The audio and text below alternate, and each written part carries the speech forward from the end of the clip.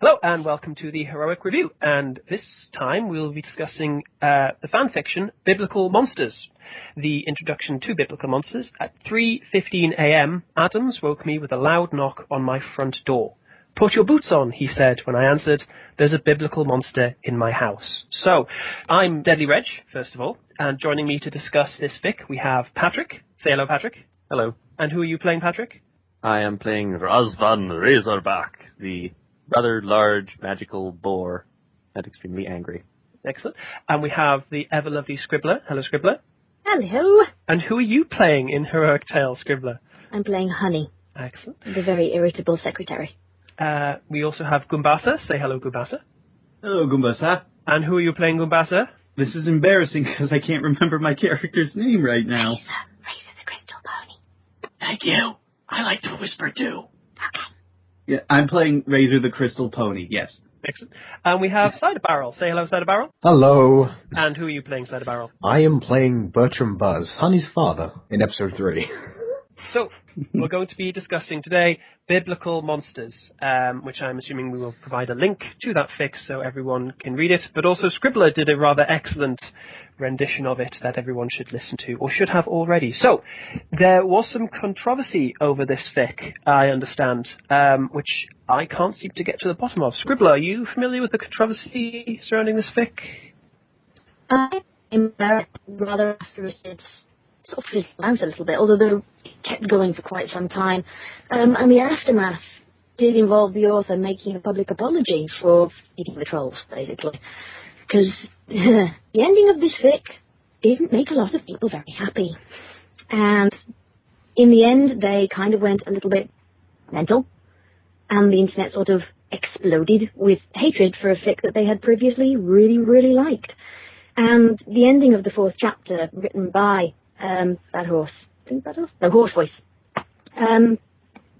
basically caused them all to spontaneously combust with rabid foam and anger. Well, it is, the ending does come, it is a bit of a surprise. The sort of the meat of it shows up toward the end of chapter 3, I believe, what leads to the events of chapter 4. So, really, I saw a lot of people talking that it should have been tagged as tragedy from the beginning. I noticed it was when I came to read it. So do we think it should have been tagged as tragedy?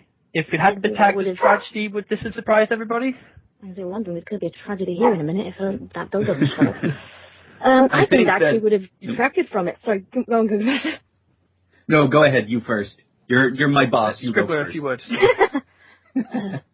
I think, personally, it would have detracted from it and sort of given away the ending. I know that when I write fics, I really hate giving away major plot points at the beginning. I do know that some of them will tempt people in, but when you've got a plot point like that one, if you let it go in the fic's tags, people are immediately going to kind of cotton on to what's going to happen, and it would affect the fic badly, in my opinion, anyway. Don't know if anybody else agrees. Goombasa? I would actually disagree, because I think that by putting the tag there, I think people would be better prepared to handle the eventual tragedy that does occur. And just tagging it as tragedy doesn't necessarily hint at what ultimately is going to happen. I suppose a lot of people's minds might have wandered there first, but I don't think that... I don't think it would have ruined the twist. I probably would have appreciated it more if I had been better prepared for what was going to happen. There is a lot of connotations to the word tragedy in the tags, though. So it was tagged as sadfic to begin with, so there was a minor hint. It just wasn't as clear-cut as a tragedy tag would have made it. The current tags on it are tragedy, dark, and human.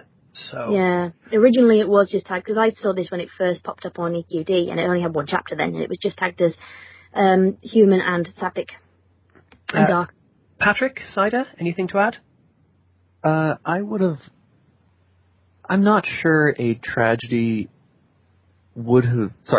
tag would have made a whole lot of difference, because there are really a lot of ways that the circumstances in the fic could have gone horribly wrong. It doesn't lead one specifically to the ending that did occur. Yeah, I'll take an opportunity to add. I kind of agree with Scribbler. I think adding a tragedy tag sort of, it can affect the outcome. I mean, what tragedy can mean a lot of things, but to me, I think what is the tragedy to me worked a lot better because I didn't know it was going to happen, and I think if you're set up, you can be expecting it, even if you don't know specifically what it is, and that can kind of blunt it. So yes, I have to agree with Scribbler on this one. It does spoil the plot point. I wouldn't mind if it was tagged just sad, because then at least you're prepared a little bit. But personally, tragedy, it's a lot better to experience firsthand. I don't think necessarily adding the tragedy spoils it. I don't think it spoils the twist, because tragedy could mean a lot of things. It doesn't necessarily mean what happens is going to happen. But I do personally think that the best kind of tragedy you don't see coming, and if you're ready for a tragedy, it can kind of it just becomes less tragic. Yeah, I think so. But again, mileage may vary, which clearly does. We'll move on from that issue. So what was everyone's overall opinion of the story? Before we get into discussing it proper, what did everyone think of it? I actually rather liked it. I thought the human goes into Equestria, or conversely a pony goes into our world concept had been done a lot, but this offers a very different view on how it might end up happening. Yeah. To be fair, the scenario has a twist to the original. Yeah. Sorry.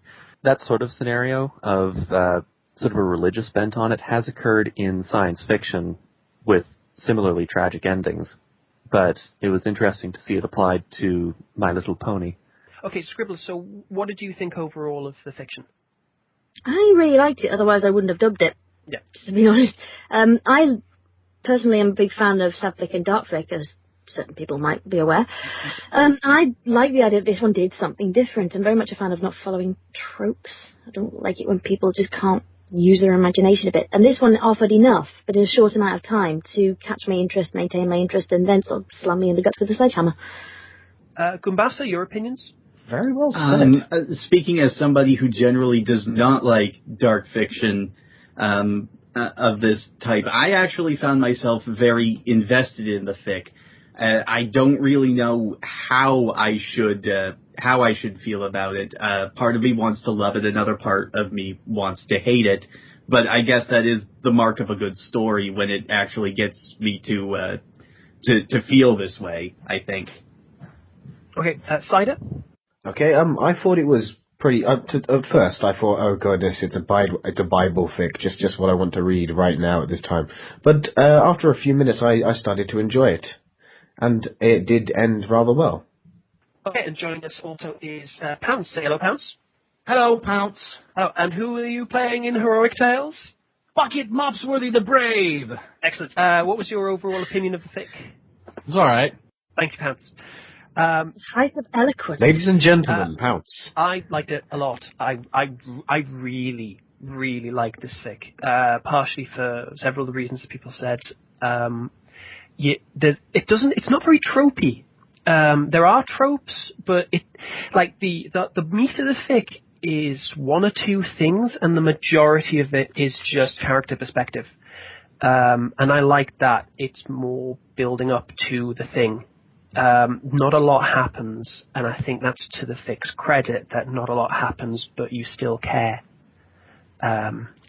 So, now that we've introduced all our opinions, let's start the discussion proper. So, for the minute, we're just, I think for the finale, the part 5, that was written by the other author, Minalkra, thank you, we'll not touch on, we'll give that its own little section. So just talking about the first 4, what did everyone think about Twilight? Anything to comment on her? Oh, that one's easy. Yeah. Oh God, Twilight. Well, this is. I didn't realise this was written after the end of season 3, but obviously it must have been because it was written at the start of this year.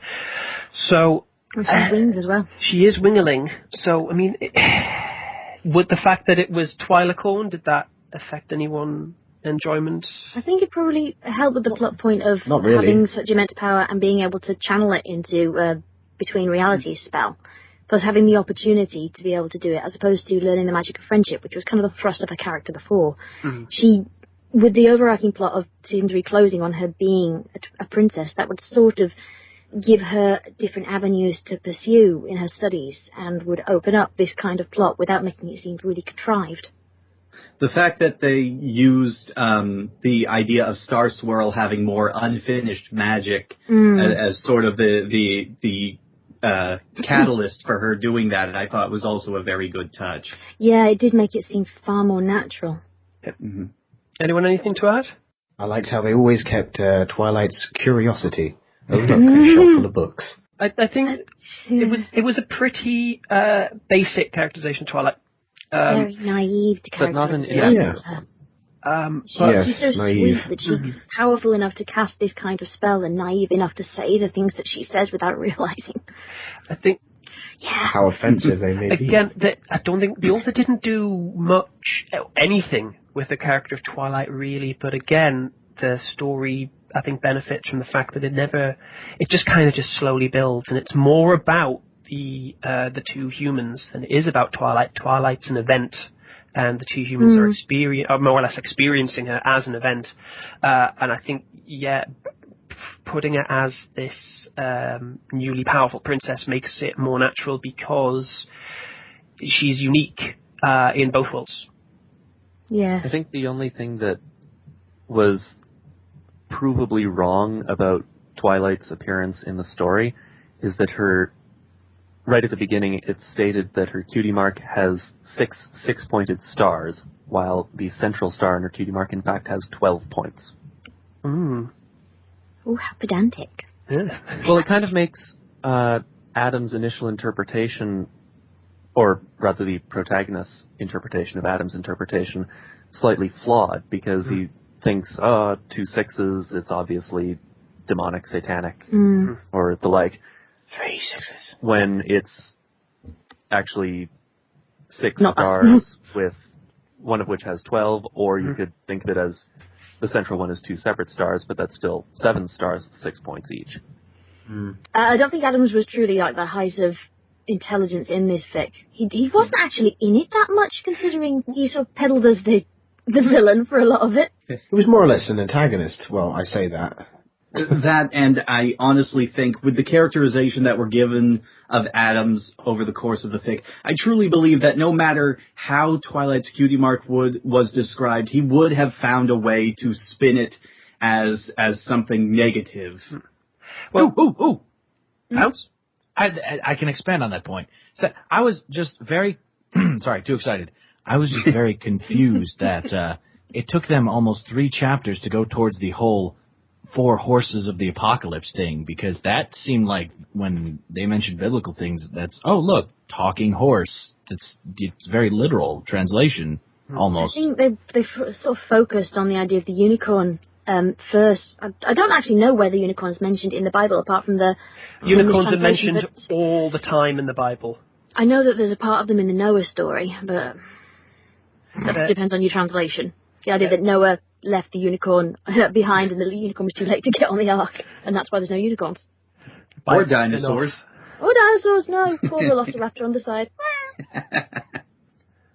I would like to read the Bible spin-off where all the abandoned creatures have to build their own boat. I would enjoy it. Stop eating the unicorns! Is there a website for Bible Oh, well, there you go, fanfics? Scribbler. I think we've written that fiction just there. So, since we're talking about Adams, was there any thoughts you had, not just about Adams, but the narrator himself? How did everyone... I mean, the narrator wasn't necessarily that clever. I thought he was at least a good guy on more than one occasion. Yeah, the author made did out to actually be, make wasn't a he? comment about this, and he said that he did that on purpose, that he led everybody to believe that Adams was going to be the bad guy, and in the end it was... The narrator doesn't turn out to be a true bad guy, because he does regret what they did, and there is a moment where you think he's going to turn back. But in the end, he was the driving force behind the ending. And that was one of the things that really peed people off. Apparently, he said, the author is on record as stating that he got a lot of comments from atheists and anti-religious fans. Literally, and they stated this, saying, why didn't you make Adams the villain? You misled us about this. and they were really angry that he wasn't the villain. I'm gonna lead us to religion as a whole discussion, so we'll stay off the religion. That was just an extra thing, just because we were talking about Adams, about why he was the controversial character. I really liked the character of Adams. Specifically, what I liked was after the narrator. I'm sorry, I can't bring up the story right now, but the narrator brings up the idea that Adams has mistranslated the text and that it's talking about not a unicorn, and then Adams brings up a knife and chops up some carrots for Twilight. Yeah, that moment of niceness. I think basically that is from the narrator frames Adams is always framed as a bad guy, but again it's because the narrator is scared of Adams, because Adams is a big guy. You got that impression? I got the impression the narrator was a little afraid of Adams, but he's not afraid like for his life. Like, he's not terrified of Adams. What the narrator's scared of is Adams is a big guy who really, really likes the Bible, which the narrator is, well, religious fundamentalism. We'll touch on that later. But Adams really likes the Bible. He's very strict, and he's the character's boss, and they live on an island by themselves. So if they have a falling out, they are stuck with each other for months. So they can't afford to not get along. And there's a little bit of fear there, I think, from the narrator that he's going to be stuck with an angry Adams for months. And it's not a fear of personal harm. It's just a general sort of unfounded fear of the character. But I think it influences the way that Adams is described. I think there's a little bit of unreliable narrator there. Hello. I've raised my hand, but you can't see. Pounce. My brain was, because still too excited. I just finished watching the fic. Or reading it, whatever. And I went backwards, and I mean, Twilight, for my taste, was almost too naive. Because really, I mean, yeah, she's all, oh, look at all this cool stuff we can do with magic, and I'm a pretty princess, and we have the weather and stuff. But if you watch Equestria Girls, which I guess isn't really canon, but the characters are still the characters, she was pretty quick to understand the differences in a civilization / society. I mean, I feel like at some point the original Twilight would stop and say, maybe it's not a good idea to upset the entire apple cart of an entire world, with only consulting this one chap at a lighthouse by himself in the middle of nowhere. At some point I feel like she would have to say, hey, before I actually invite my entire species of magic flying space ponies, who do I talk to see about making these changes? I guess it's sort of like, it anti-chuffed me that she was just so dumb in that respect. Well, I got the feeling that she was naive, and this was written way before Equestria Girls, so we didn't sort of have that frame of reference of how she would actually react to another reality. This was immediately after the end of season 3. But I got the feeling that there were a couple of lines that sort of framed her ideas and gave us an understanding of her, so she wasn't completely and utterly just innocent. Because there was a moment where the narrator points out the forest on the hill and says, if I wanted to go, where would I go in Equestria if I wanted to go for a walk in actual natural beauty? And she just looked at him and goes, why would you want to? And she genuinely can't understand why he'd want to, because it's never been part of her worldview. I get the feeling that's more what influences her than this naivete. Objection! Why would she not have that worldview? She's friends with Fluttershy and AJ, who are all about, the natural world and stuff. She should understand that. Maybe, but the worldview in Equestria is not quite the same as the worldview in our world, or in the human world as portrayed in Biblical Monsters. Because you think about they react to the Everfree Forest as being this horrible, horrible place because the weather governs itself there and nobody's in charge of the animals there. I think that's what it means, though. It's a scary place because nobody's keeping it in check. So the idea of an entire world that's not being kept in check, it's like us going to another planet and going, what, there's no air here at all? If I step outside, I'll turn into pancake? Really? There's no air here? Don't you mean more like... Outside of the spacesuit. Patrick, this imaginary spacesuit that I have. Did you have anything to add, Patrick Goombasa? It's sort of that unbridled nature is almost something to be feared in Equestria. There's monsters and uncontrolled wilds. Twilight is confused at why someone would ever want to go into an area that is so obviously dangerous when it's so easy to control, when you have folks like Fluttershy and Rainbow Dash who can completely negate any hazards from animals and weather, respectively. I don't know if anybody else got that feeling that, like, somebody who's got medicine to cure, a really bad disease, and you go to a country where they don't have this and think, well, here, use my medicine. And they go, no, I'd rather have the disease. Why would you rather have the disease? And that's kind of the way that almost Twilight sees it. I don't know if she sees nature as a disease, but almost that sort of frame of reference of, it's a risk that why can would you easily want be these mitigated. risks? Yeah, why would you want to put yourself in danger knowingly when it's so easy to fix? And she genuinely doesn't get that because she's never had to. Just the same way that if any of us came into contact with a wildly different culture, we try and superimpose our own just to help us understand it. Exactly. And she's only been there 3 days because she made that comment on the second day. And she was only there 3 days for the whole fic. Goombasa, anything to add? I think most of the points that I was going to bring up were made. I was just going to say that this idea of controlling the natural world, it actually does seem very human in some ways. I just think that the ponies take it to a much bigger extreme than humans do.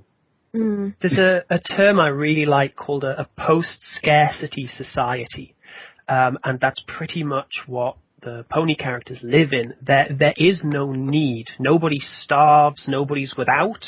The whole point of Equestria is everyone has a talent and everyone knows what they're doing with their lives. And they've got a magical princess who raises and lowers the sun, and the other one does the moon. And the unicorns can literally work miracles. So, for example, the start of season 2, when Discord destroys her Applejack's entire field of corn, she's not upset about it particularly. Because, if Applejack's crops fail, she's not going to starve. They're horses, they eat grass.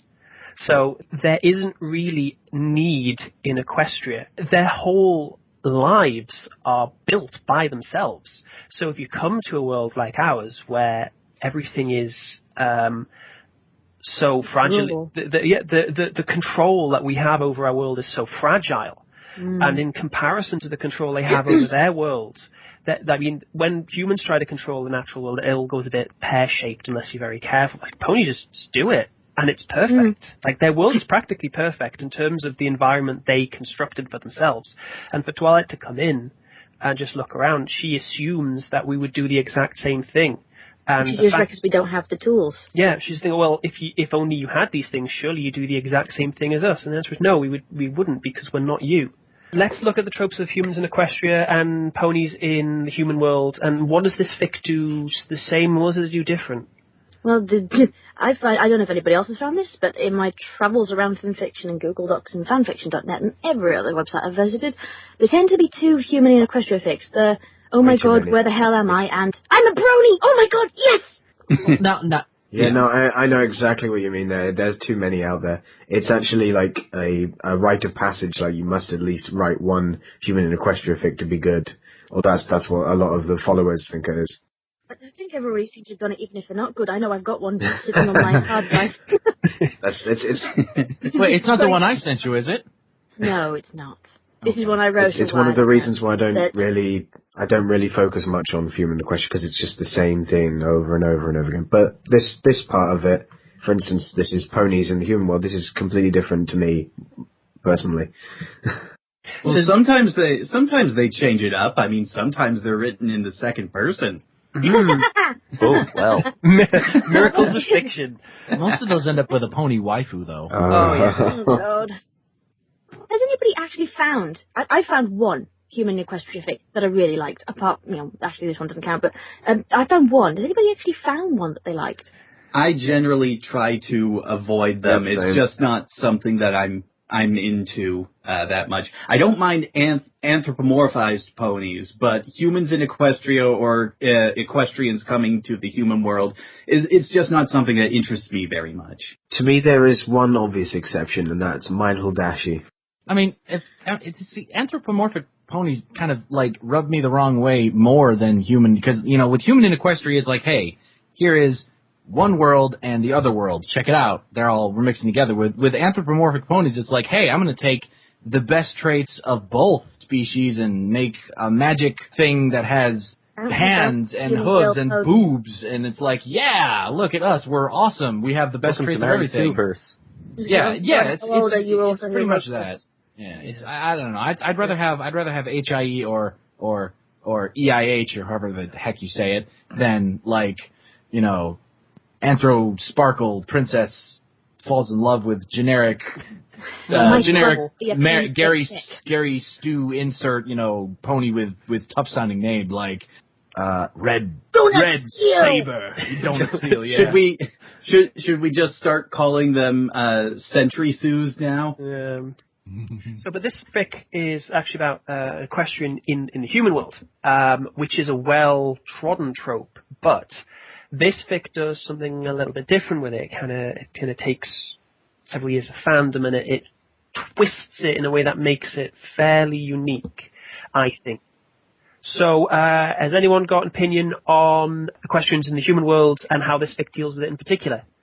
Yeah, I'd like to hear what other people have to say because, this is not a trope that I am extremely familiar with. I usually, when I go searching for human stories, I usually try for more humans in Equestria just because ponies on Earth, I don't know, it just doesn't do it for me. There was that one, though, with Celeste. I try to stay central just to ponies, but I only know of one other. That's the thing, that there may be dozens upon thousands upon millions, but I only know of Anthropology, and that one seems insanely popular. Anthropology is the second most read fic on fanfiction. Exactly. Really? Still haven't read it, though. Same here. Again, similar to what we were saying with humans in Equestria, what does an equestrian in the human world have to offer? What can the ground of that story be? Because there's not an inbuilt conflict, really, because ponies aren't going to, start fights. I think they pretty much covered all the bases in Flim Flam Brothers' version of My Little Dashie. They covered everything and poked fun at everything that possibly could happen, up to and including scientists will cut you open. I think really the core of it is neither group really has anything to offer each other in terms of, I think, a solid fiction. You need an outside antagonist. So really, it's humans in Equestria. There has to be an antagonist, and unless you're just making humans the bad guys, that's done to death, too. Which is done to death. And I think this fic does... I've got a quote from the author about this very topic, if you want to hear it. Please, if you would, Scribbler. It's from the comments on fanfiction that I went combing through to find soundbites. But it says, first, a number of furries seemed bothered by the notion that a meeting between human and equine civilization would end with tears. As Minalkra pointed out in his epilogue, neither civilization would be ready. So, comments, thoughts? I think that's fairly true. The civilizations themselves have evolved in different directions, that if they did interact, they'd think, oh... If we're going full tilt biology here, humans, very specifically, where our ancestry is omnivorous hunters, we're long-distance hunters, and we like to chase things down, wait for them to die, and then we eat them. That's what we do. And our whole bodies are adapted to dealing with stressful environments and trying our best to conquer them.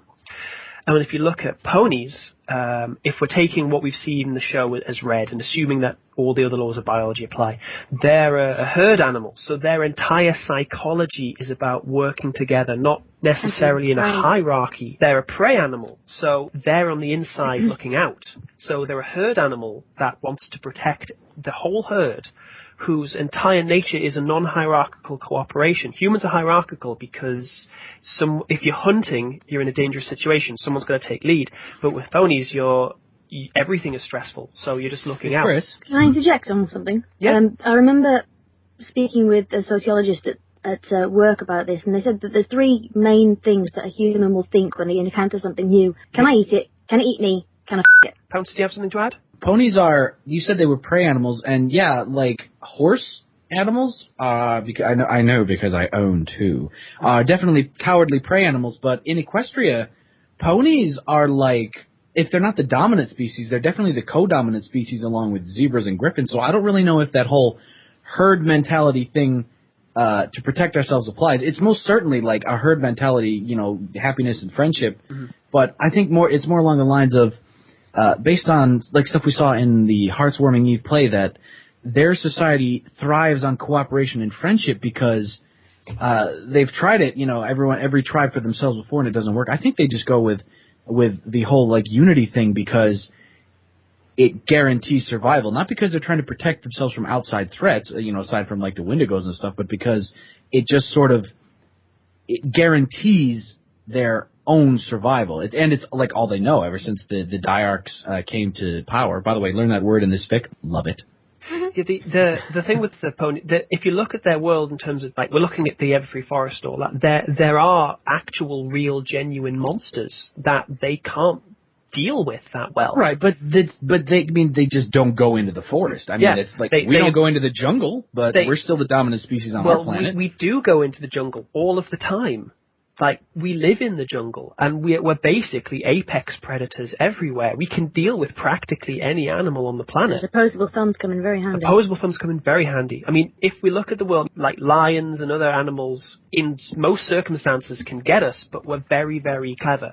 And there's genuinely nothing on the planet that a human hasn't killed with a sharp stick. And we have, actually. The ponies haven't killed either. I mean, they bashed up the timber wolves and stuff. They didn't kill them. They're not technically alive. What about Sombra? They blew him up. Yeah. He was an evil... And he was a sentient creature. It's true, they did. He was a pony! But we can get into the ins and outs of the Question Society, given that basically when they come across problems these days, they just fire their friendship gun at it and make them be nice. Orbital friendship camp. And you can kind of discuss whether or not that's actually a morally acceptable act. Because if, Nightmare Moon has a genuine grievance against Pony Society and you just fire your friendship gun at her and suddenly she's okay with it. I mean, when we look at Keep Calm and Flutter On, they basically you have to be a good guy, Discord, or we're going to make you be a good guy using a magical spell. Well, and if we don't use a magical spell, we'll just turn you back into stone and we'll just leave you there in your eternal prison. And it's like, well... But you have to remember that all of those threats, like Nightmare Moon, Discord, and Sombra, were posing like real catastrophic problems. I mean, Nightmare Moon was like, I'm not going to raise the sun anymore. Plants aren't going to grow. We'll starve to death. Discord was like controlling and ruining everything. And Sombra had enslaved an entire kingdom. I mean, yeah, the magical friendship gun is a great solution. Questionable, but it's definitely questionable ethics, but it's also non-lethal. So, I mean, there's something to be said for, like, they don't just, oh man, Applejack and Rainbow Dash got into an argument. Boom! Rainbow! But it's like, it's sort of like, I feel like it's the last resort thing, you know what I mean? Yeah, they haven't invented anything incredibly awful to do to anyone else. So really, on the scale of things, that we know of. You could argue that telekinesis in and of itself is a weapon, because depending on what you pick up. Yeah. But as we've seen, the world operates under physics where Twilight had a safe dropped on her and she's fine, so... Oh, yeah, and then, of course, there's the Pinkie Pie-operated Twilight Sparkle Gatling gun. That was pretty cool. Yeah, and that didn't kill anyone, so they do have options. Shall we move on to the most contentious topic of this fic? Are we finally going to say it? We're going to say it. How does everyone feel about how this fic deals with the concept and theme of religion? I think it is spot on, just about. I mean, here goes. The concept of religion is that this is what we believe, and if you don't believe it or if you believe something differently, most of the time you're either wrong, a heathen, or you should be destroyed. And I feel like this fic captures it very well because it's like, oh my god, what is this? It's a harbinger. And then I mentioned earlier the whole relation to the Horseman of the Apocalypse. There was that part where she mentioned Celestia, and she pretty much matched up the description of one of the Horsemen of the Apocalypse perfectly, and then he, was, oh, it's an invasion, and so it was like, oh, you may not be religious, let's get rid of you anyway, and then there was a whole thing that happened. I don't know, it feels like they captured the essence of it pretty well. We don't know what to do with this thing, let's be afraid of it and, ostracize it. Well, I only read part of the quote earlier. Horse Voice was answering two different comments in the fanfiction comments, and the second half of this, I'll read it just wholesale, because it's his words. Second, atheists hated that I didn't make Adams the villain. As a few people pointed out, he started out looking like a straw man, but in the end, it's the more rational narrator who convinces him to do something horrible. I'm not even religious, but the notion that fear and evil transcend belief systems was too much for some people. Huh. Does anyone have anything to add? Because I have opinions. I can't add to that specifically to Scribblers, but I have to say, this is the first one I've read with the actual Bible involved. I've never expected anything to be seen like this. It didn't vilify anybody who believes in the Bible, which I found quite admirable, that it didn't exactly paint them in a positive light, but it didn't go the way of fundamental Christians equal evil. Yeah, one of the things that a lot of people usually get up in arms about when anybody uses characters involved with a religion is that they sort of assume that that person is meant to represent the entirety of that religion. Which is the big problem here, because when I see these two characters, I see them as characters. Some people might call them zealously religious in some sense, but they are characters, and they don't speak for their entire religion. But it's such a trope in fiction that when you have a religious character, they sort of speak for the entirety, that I guess it's easiest to assume that the author was trying to make a statement. And they tend to be sort of characterized to the nth degree. They've got one characteristic that they are, whatever religion they are, and they are a fundamentalist version of that. To state my stance on this before anybody tries to call me out on, like, defending these characters, I'm an agnostic who has read a lot of religious scripts in his spare time just for the fun of it, so I think I'm relatively qualified to talk about that. Yeah, I'm agnostic who's actually studied religious studies for a qualification, so, yeah. Patrick, do you have anything to add? I think the subject of religion was handled quite consistently throughout the story. It's more a thing that affects people's lives rather than presented as hard fact or complete fallacy. Almost to the point of overwhelming Adam's character, which I thought was a bit of a flaw, because otherwise his characterization is left quite ambiguous. Yeah, it did sort of seem like he was religious and that was it. Sorry, the author managed to keep the religious aspect from appearing too zealous through Adams by making the narrator Christian as well. And a less fundamentalist version. Just counting that, it is Christian, yes? Not Catholic. I think so. It's not entirely clear. I don't think it's ever specify the denomination. Yeah. As an ex-Catholic, I can tell you the books are similar enough that they can really get away with it either way. Fair enough. Especially when there are so many different translations of the same book, which I thought was another nice fact that they threw in about Adam's character, that he owns several copies of the Bible, each one a different edition or translation, and he's always looking for differences between them. And yet he still managed to miss the one about unicorns. Yeah. I really, really liked the way they portrayed religion for 2 or 3 reasons. When Adams originally sees her, he sees her as like a harbinger, but he's not antagonistic towards her, he's just distrustful. That seems to be the start. He doesn't do anything outwardly hostile.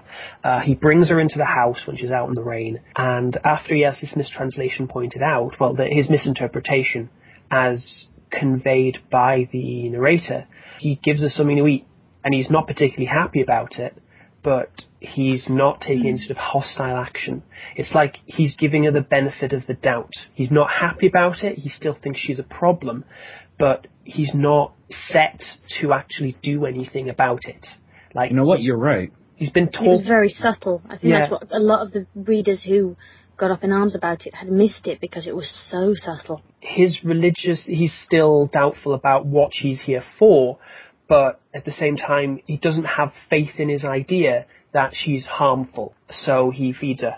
And that giving of food, I liken to breaking of bread, and I believe that's a peaceful act. I'm sure he gives her a carrot. I don't know what ponies eat, so here, have a carrot. Have a carrot. He makes an effort. He makes a conscious effort. It's like he's trying to come at her on her level, thinking, I don't want to talk to her, I don't want to interact with her, but I know that horses eat carrots, so that's what I'll do. Well, at that point, the narrator's taking care of her, so...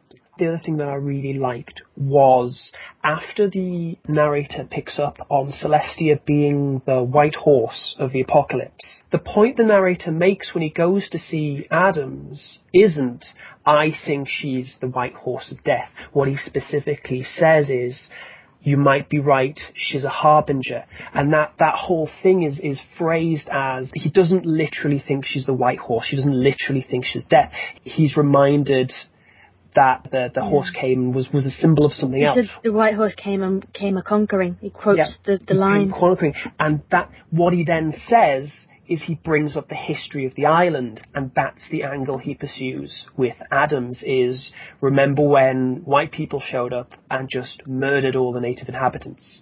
Yeah, after having used them as guides first, now reminded of Twilight asking questions about their society, learning about it, interacting with them and thinking, oh crumbs, there's quite a lot of parallels here. And reads the book. That's the parallel he pursues. And the whole motivation for what happens later is secular.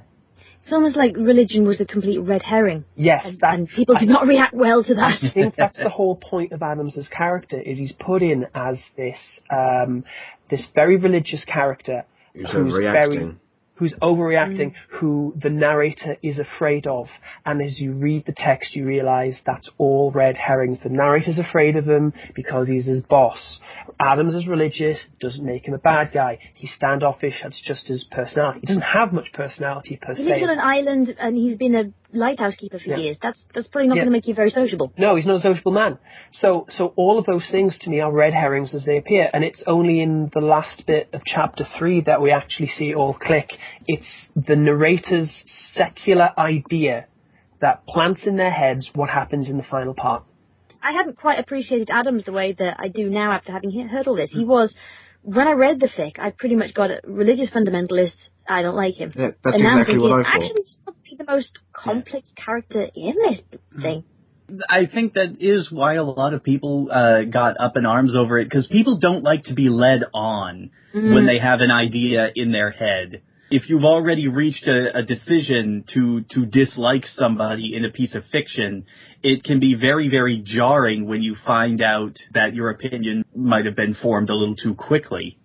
Yeah, people don't like to be made a fool of, and if you've been led to believe something and that changes, their opinion can be, well, why did he just change this all of a sudden? They don't consider... It seems to be the same as Discord in Keep Calm and Flutter On, where the entire Brony community went, what? He's evil! What? No! It's not evil, he's not chaotic. He's not evil, he's chaotic. I never really picked him up as evil. He just was like doing... He was the villain character, and people didn't like it when they started trying to make it a bit more complex. Well, what's her name? I love Kim Possible a lot. She's done several videos on this. And at one point she does say, why does everybody keep picking on me for my opinion? Well, Brony did a discussion of how evil is Discord, and I think his reasoning was fairly solid. I don't agree with it, but I think his reasoning was fairly solid. So people should check that out. Links in description below, probably. So we'll move on from all that, and let's move on to the biggest point, I think, other than religion. How do we all feel about that ending? Spoiler warning. For people who haven't read it, you shouldn't be listening anymore. In fact, you shouldn't be listening to this at all. Get out! Be gone! But at the end of the fic, Adams and the narrator take Twilight into the Diesel shed so she can't hear what's happening, and they bash her brains in with a hammer and then dump her body out in the sea. Well, specifically, the narrator keeps her distracted. Adams gets her a glancing blow with the sledgehammer, and the narrator has to cut her throat. Yeah. So how does everybody feel about that? I thought it was a bit too quick, really. I mean, if they'd actually asked, like, excuse me, we don't want this, then they could have probably, like, sorted out, and there wouldn't have been this, for instance, this death. Thank you. Isn't that the nature of fear, though, that it's a knee-jerk reaction? I always got the feeling with this that it was a knee-jerk reaction. This was not the rational narrator that we'd seen in the rest of the fic. This was oh my god, I've been so stupid. Quick, help me fix this. But it's not right to just go straight to murder when something's going to go wrong. It's best to consult them about it. Yeah, we'd like to kill you because we're afraid of you. Is that all right? Yeah, from their point of view, they don't know anything about her other than she's really powerful and apparently wants to fundamentally change their world. For all they know, say, we don't quite want this. Fine, boom, I'll change it without you. And from what they've seen, she certainly has the ability to do that. Exactly. I gotta say, though, as much as the ending kind of makes me squirm, because as I've established, I don't like dark fics, and character death doesn't really do much for me, but I love the build-up to that moment, because I think it understands fundamentally what a lot of horror fiction and movies nowadays don't. You don't have to have, like, a lot of detail and gore to make a moment scary.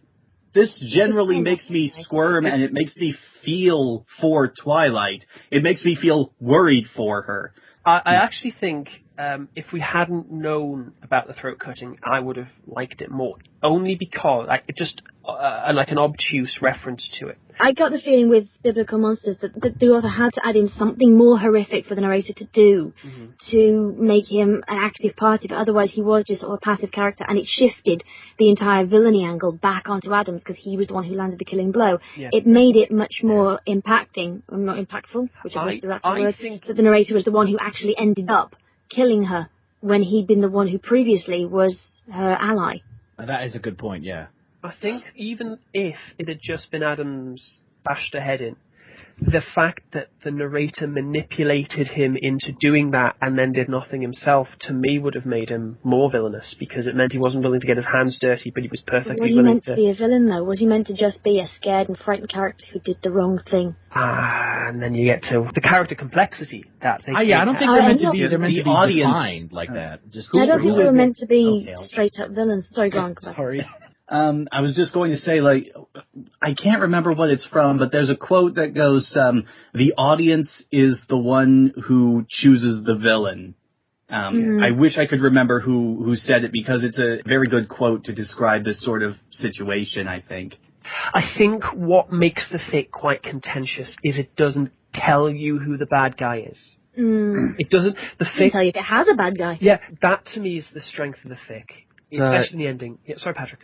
It leaves the audience to make a distinction between villains and antagonists. Yes. Because a villain is somebody who does wrong things, while an antagonist is just somebody who opposes the protagonist. Even who the protagonist is kind of up in the air, because you could say that it's the narrator because he just wants to live his life the way he wants to live it, or you could say it's Twilight who just wants to bring what she understands as betterment to this world that she's ended up in. Harmony, I think, is a good way. She wants to bring harmony to the world.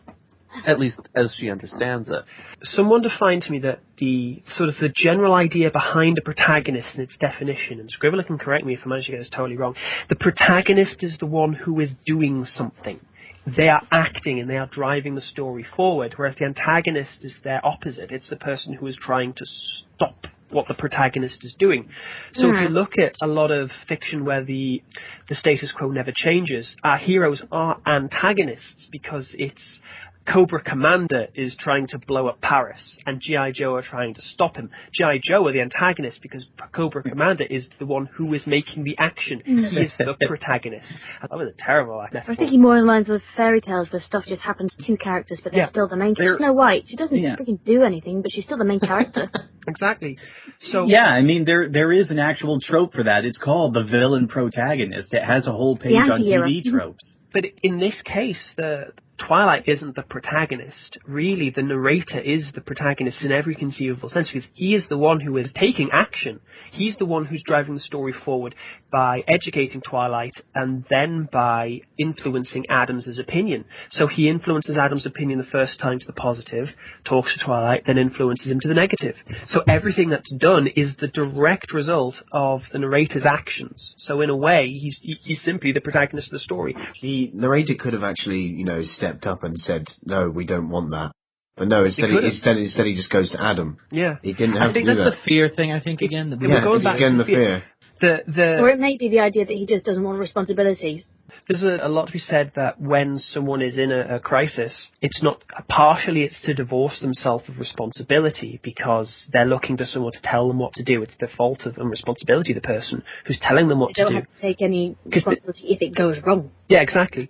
And again, there's this desire that if you are in a situation, I mean, from the way we're brought up as children. As you're conditioned, yes, you're Yes, conditioned. you're conditioned. If you are in trouble, find someone who knows what to do and do what they say, and that's something that you have to decondition yourself from when you are an adult. And it just sort of suggests that the narrator is quite a bit younger. The fact that he's much more sociable than Adams, despite having this job, does indicate he hasn't been doing it as long. The thing is, he may be older, but when you encounter something that's extremely new and totally shocking, and you have absolutely no idea what to do with it, or you get that primal fear, the narrator did. I think it's just like conditioning to revert to that child state of mind. Like, you could be making your own decisions and be independent, but when you encounter something that totally shocks you, what did you call it, Scribbler? The lizard brain? Yes. It's like the lizard brain takes over. Part of our brain and left over from when we lived in trees. Yeah, and it was just like, I don't know how to handle this. What is my default programming? Find someone to help me. And that might be, like, the fear took over. He may not be that young, but I think that just goes to show, like, how big the fear played a part in his quote-unquote decision-making. It just does support what I said about it being a knee-jerk reaction and not a rational decision for what to do. Quick, take this horrible thing away. How can we make it go away quickly, fast, and completely? Got a quote that I really, really love from H.P. Lovecraft, which is, "The oldest and strongest emotion of man is fear, and the oldest and strongest kind of fear is fear of the unknown." Yeah. You just characterised the entire of Gothic fiction there. Yep, that is. He was a love of Gothic fiction. We can certainly trust the man who came up with Cthulhu for that one. Yeah. If you don't know what to do, as you've said, you turn to the only authority you have left, which is the little part of your brain that always has a solution, and that solution is to kill it. Kill it, dead. Kill it now, and then it's not a problem. So what I would say, though, is if we're looking to the narrator's youthfulness, we say, why doesn't he talk to Twilight and just resolve it? But we remember he has been talking to Twilight for 3 days, and talking to us what led him to this opinion. So he's assuming talking to her isn't going to help. And that's an assumption the character's made. It's incorrect, but it's an assumption he's made. We all know talking to Twilight would have solved it. We know Twilight. We know her from canon. We know the canon. We know the character. That's a good point. Yeah. We know. We know if he just says, "We're scared of you. We think you're going to ruin everything," should stop, because that's her character. But these two characters are totally unaware of that, and they are under the assumption she thinks like them. That's the driving point. What happened when humans were in this position? We wrecked stuff up. What would we do? What would the narrator do? What would Adams do? If we were in this position, we wouldn't listen. Twilight would, but their thoughts are projected onto her, and it's their character that's revealed. They assume she is going to do what they would do, and what they would do is awful. In a way, it's actually the prisoner's gambit. Yeah. Gamble. Explain. Where I don't know this. It's a thought exercise, which is basically about thought projection. What do you think, and what do you trust the other person to do? And which is what shows up in this fic. Which is what shows up here. They don't trust her because they're assuming she'd think like them, and they're not nice people. Well, it's not that they're not nice people. It's that they're taking lessons from history. They're taking lessons and from humanity as a whole is not generally very pleasant. No, unfortunately, they're paranoid, basically. Mm-hmm. Okay, so I think we've pretty much got our thoughts on there. So let's talk. What do we think about the openness of the ending? In particular, at the end of the original fic, they get back to the island, and there is Celestia waiting for them, asking where Twilight is. Putting it simply, oh dear. It could have been so downbeat, but instead it was slightly epic. Oh my god. There's a very dun-dun-dun. Dun-dun-dun. I actually like that we didn't get the emotional reaction of the narrator or Adams. We literally just heard Celestia's words and were left to draw our own conclusions as to what they thought next. I imagine blind panic would be the first thing. Yeah. It actually ends on, "Do not be afraid, I am looking for my student." Doesn't even say that's Celestia, we assume, we know. Do not be afraid. Again, it's relying on the audience already knows all of the characters in play, which again is what drives the tragedy, is we know how it would have ended up. Does anyone else have anything to add? Patrick, Goombasa? I like open endings when they're done well. It gives the audience a lot of room to think and theorize on their own. I was reading fan fiction before this, which this fiction really reminded me of, from the Haruhi Suzumiya fandom, where eventually they just decide, screw it, we're going to tell her, spoilers, that she's basically God, and find out how she reacts. And the fic cuts off just before we get to find out her reaction. It does describe the character, so we do know from description, just beyond what the character says, we do know from description that it's definitely White horse, Celestia. wings. So it's basically, you're left with what the characters would say and do, and what would Celestia's reaction be. Goombasa, anything to add? This ending made me sad. No. No, I'm okay. Fine. I'm never sure how to react to open endings. In some cases I like them, in others I don't. This one I thought was all right, but it was the kind of thing where I was really glad to find out that somebody had written an epilogue, which we'll get to in a bit, I assume. But yeah, I probably would have been a little frustrated if it had been just a true open ending, but I am the kind of guy who likes closure on my stories. I think the ending did what the whole story did, which was it left a lot to the imagination of the particular reader. Like, a lot had to be decided or interpreted by whoever was reading the fic. So it didn't tell you who the villain was. It doesn't tell you what the ending is. You're left to work it out. My opinion of the ending was basically we knew how it ended. I'm very, very fond of the epilogue, primarily because I don't consider the two works separate, just for the reason that when I read that ending, I took from that, I knew how I thought it would end. Like, I didn't consider that there was more than one way that this ending would go. I think that's the problem a lot of people had when the fic first finished, when Horsevoice first posted Chapter 4, is there was no epilogue. So that was the ending they were presented with, and it wasn't the one they wanted. Exactly. Hence, Minalkra wrote the ending. And there's actually a sequel, there's another ending somebody wrote, in which the narrator starts a relationship with Twilight. Yes, it's not well written. I don't like it at all. I saw the first chapter and went, nope. But it does exist. She has a snout. They're hard to kiss, so... But yeah, Biblical Monsters inspired shipfic. Does anyone have anything else to add, or shall we move on to the epilogue? I think that kind of says it all, doesn't it? Yeah. Sounds like epilogue time. So, does anyone want to give a summary of what happens in the epilogue? Celestia turns up and is sad. She forgives them both. Adams presents her with copies of the Bible and leaves her to understand why they did what they did. But sometime while she's reading it, the narrator kills himself with the knife that he used to kill Twilight.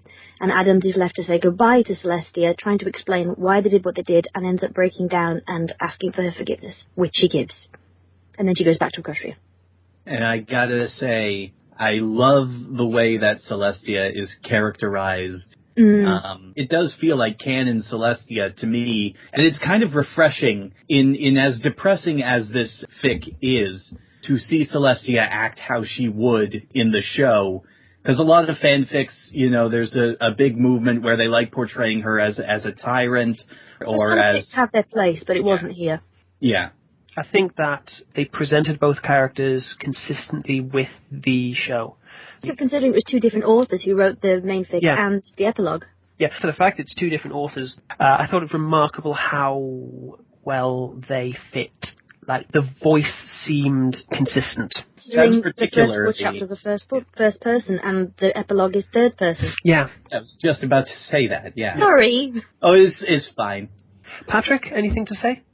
I didn't like the epilogue. What? Excellent. You mentioned earlier that one of the big strengths of the main story was how much it left to your imagination, which the epilogue completely obliterates. It describes precisely what Adams feels, which throughout the original story was really left up to the reader's imagination and interpretation, as well as getting rid of the open ending of the original, which, as I mentioned, I really liked. And I don't think the voice was quite consistent between the authors. If you look at the way things are described in the epilogue, there's almost a purple prose feel to it. There's much more flowery description, whereas in the main story things were left basic, almost elemental. So you prefer no closure, then? That's. I quite liked the open ending as compared to the epilogue. I agree that Celestia's characterization was spot on. That was done quite well, but I don't think it adds to the story. Yeah, I think that I might agree with you to quite a degree, particularly that the theme of the original work was that everything was left to entirely to your imagination. The fact we then got inside the heads of these characters didn't really... Yeah, Go ahead. I hated it that narrator killed himself off screen. Yeah, that was really that was annoying hated and contrived. It wasn't just the contrived, it was like, yes, and suddenly he kills himself. What? When did that happen? And I really, really hated it. I'll be honest, during the audiobook of it, I actually thought the narrator killed Adam. Yeah, I wrote in that scene. That was the thing that the fanfic inspired me to write in an extra scene going, no, I want some closure on this. If I'm going to do a chapter where there's closure, I'm going to bloody well provide some as well. I liked the narrator for all his flaws. I liked him. Yeah. I thought he doesn't show up at all during the epilogue. Up until He his is there. suicide, He he's just stands in completely front of catatonic. Which isn't. I will admit, yielding again to Patrick's opinion here, it was against what we've already seen about the narrator. Which, for the fact he didn't know what to do, he was very social. And the idea that he, as you said, he was the protagonist. He made things happen. Yeah. In the epilogue, he is a lump. He's a passive. Yeah, he's a passive Who then observer stabs of himself. events, who then kills himself. I suppose you can put it down a bit to shock, maybe even a little bit of PTSD, but only within reason, within a narrative. You can't suddenly throw out of the window the main character. You can say that it was PTSD, but it's bad storytelling to do so. Yes. Especially when we've spent so long in his head. Yeah, I think the author, Minalkra, wanted so much to see Celestia forgive Adams. I can't remember where I saw it, but they said that this was not necessarily the ending the fic needed, but it was the ending the audience wanted. Yeah. Hence, it ended up missing out big chunks because that's not what the audience wanted to know about, as happened at the time. But upon reflection, after I did the dubbing of it, I ended up thinking about it and listening to it again today and thinking there were some major pacing issues with this and some major problems, but the problem stemmed from the fact that it was answering audience demand. I can't remember. There is a quote where the audience doesn't know what it wants. That's why you're entertaining them. You're meant to challenge your audience, I think, with good fiction. The point of entertainment is to be manipulated. You're being manipulated into feeling something. But if you can feel the manipulation, the entertainment's failed. You can say that fiction is just there to do a thing, like to entertain you and to be thrown away. But if you want good entertainment, it needs to challenge you and it needs to manipulate you without you feeling it doing it. I heard a lot of people complain about Snowdrop because of that, because they claimed that they were being manipulated. Snowdrop, the whole setup, Snowdrop's voice, the setup, the things that happen. It's just because when you consider that Snowdrop's voice is the actual voice of the woman who played her, she wasn't putting on a voice. That's what she really sounds like. Oh wow, she must she must be fun at parties. Ouch. I'm gonna say her voice makes her sound like she's got some terrible wasting disease. She's got did a video that pretty much exposed all the problems of Snowdrop. Yeah. I agree wholeheartedly with everything. Death Funk's video is excellent, and it pointed out the whole genesis of Snowdrop. In easy fiction, it's easy to manipulate your audience. You've just got to know how to press their buttons and where all the tools to use and when. Yeah, but humans. Thought processes are all very similar, and the reason that's good because it means you can all enjoy something together and talk about it like we're doing, but it also means there's commonalities in the soft spots that you can poke and get a response. It also means that we all seem to demand something we're familiar with, which is how we've ended up with telly full of reality television. Yes. What do we feel about Adams' sudden 180? Because we talked so much about him in the main fic, what do we think about how the epilogue treated him? You mean they want salvation or forgiveness? Yeah, he suddenly regrets everything when he was quite stoic before. Does he regret the narrator's death? Does he regret what they did? I don't mind the fact he seeks forgiveness, but the manner in which he does it is inconsistent with the character as has been portrayed. Yes, that's what I thought. I just wanted to make sure. It wasn't like he was, just hard up. He was just closed off, and then all of a sudden in this epilogue, he's all like, I must have forgiveness. He's very effusive, and suddenly he says more words in the epilogue than he said the entire bloody chapters before. Yeah, exactly. And the author tried to write it off, like, oh, the statue comes crumbling down. He's the rock man, becomes fleshy. One sentence does not make But, it feels like they just hit us with a hammer that's like, oh, wham, he's got a human emotion now. Deal with it. It is true. Very few people who are that emotionally closed off have this soft, squishy core. You can't just change it. You can't just turn around and say, oh, well, he'd bottled it all up and he let it go. People aren't like that. That's not a very common human trait, that the stoic person is actually vulnerable on the inside and it's just a wall. That is, again, as I said, it's inconsistent with previous character, but it's not a way that people react, and the characterization of the characters had been believable at that point. All right, so final review of the fic, starting Patrick. Final comments? Liked the fic. Liked how religion, on the whole, was sort of a red herring for conflict. Did not like the epilogue. Thought it almost went out of its way to wreck what made the original fic good. Scribbler?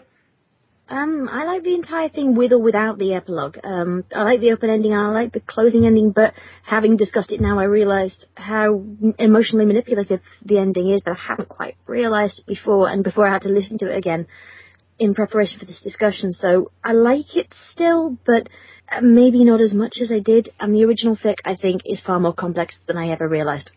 Goombasa. As somebody who doesn't usually like this type of fic, I have to say that I was very impressed with it, in that it at least got me to read all the way through to the end, and while I certainly would never want to read it again, it is, for me, certainly the kind of thing that is worth reading at least once. Okay, Cider? Yes, I have to say it was a good fic, and it's definitely worth reading. Especially, it's always best to keep an open mind when reading these kind of fics, and if you haven't read anything biblical, then give this one a go, definitely. And if you really want to, listen to Scribbler's version, because that just makes it a little bit more epic. Just a little bit shameless self-plugging right there. Pounce? Yeah, it was alright. Okay. I really, really like the fic. I genuinely think it's one of the best fics I've read in this fandom. I also think that it's Scribbler's best work. I had one little thing at the end. Yeah. Again, one more quote from Horse Voice that kind of sums up his comments, his views on the fic itself post the major flid everybody had. It's true, some stories are not meant to be enjoyed, but understood. For all its flaws, this one would have turned out much worse if I had tried to wrestle it into a happier direction. I think we can leave it there. This was the Heroic Review, reading Biblical Monsters by Horse Voice. My participants today were Patrick. Bye. Scribbler. Bye-bye. Goombasa. Sayonara. Cider Barrel. And Pounce. Farewell, friends. And thank you very much, and be lovely to each other.